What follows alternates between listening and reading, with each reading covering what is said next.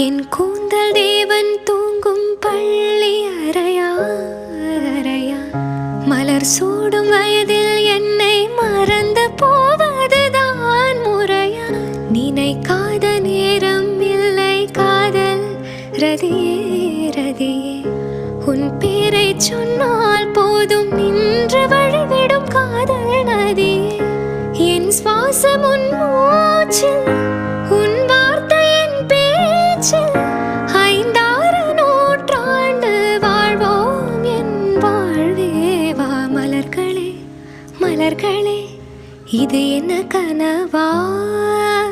மலைகளே மலைகளே இது என்ன நினைவா? உருகியது